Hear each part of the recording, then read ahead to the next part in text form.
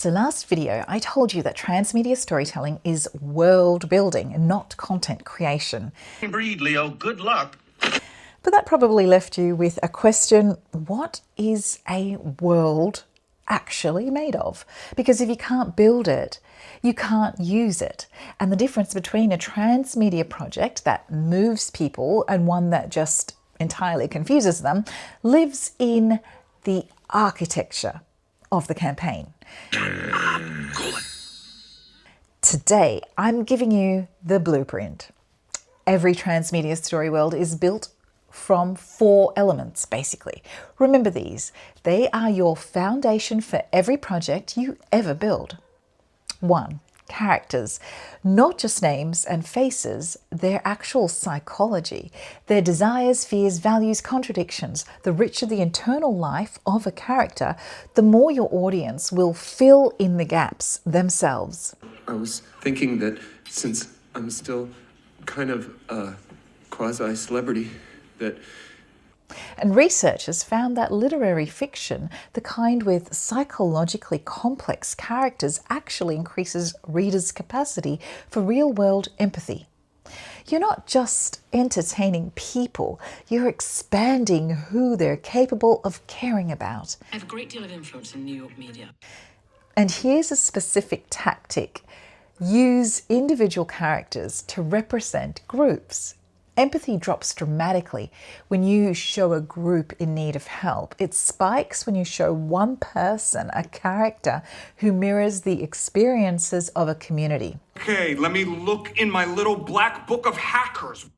And that makes the community visible in a way that statistics never can. So 2, settings. 3 layers. The physical world, what it looks like, what it sounds like, what it feels like.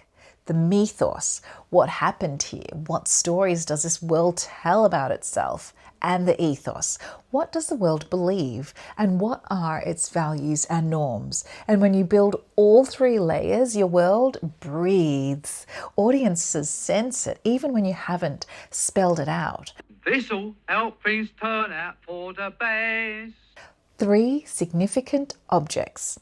So the items in your world that carry meaning. Mockingjay. Mockingjay.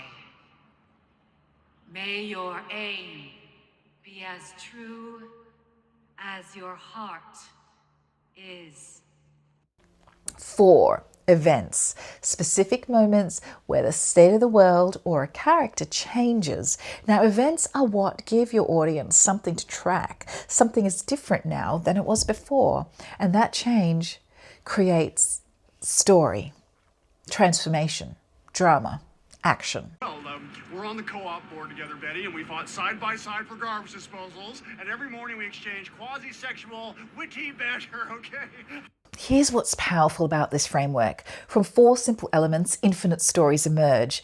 Play with the relationships between characters, change the time frames, show the same event from different perspectives across different media.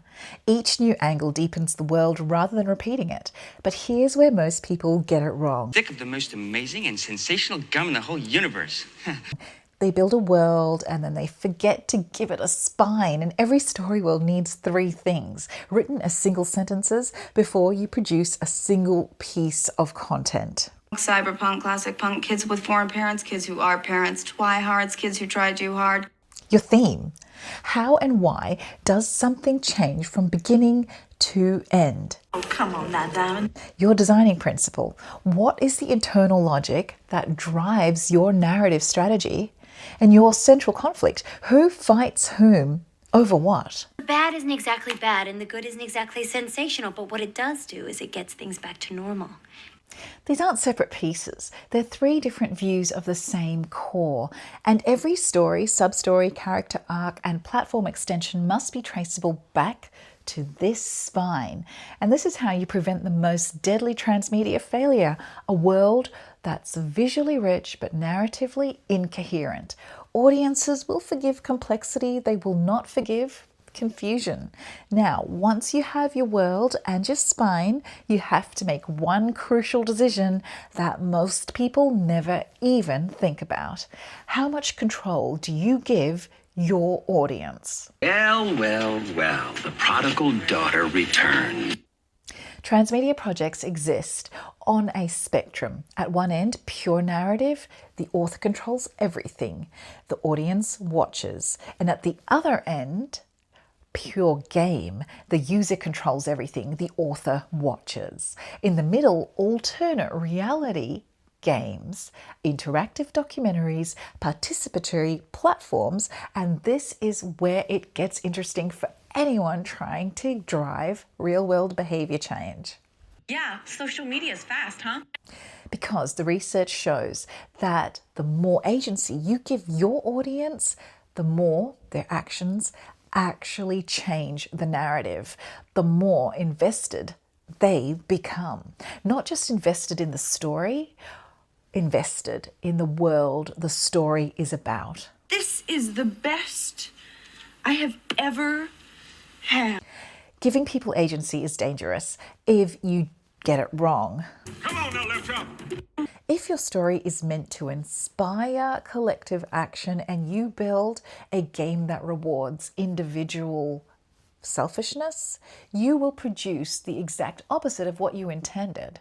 You can accidentally train your audience to behave in ways that contradict your message. Anyone interested in hackers? So the question becomes, how do you design participation that moves people in the right direction without just manipulating them? Construction of the frontal lobe inhibits all personality, body movement, and intelligence. And that's the science of audience co-production. It's the most powerful thing I'm going to show you in this series.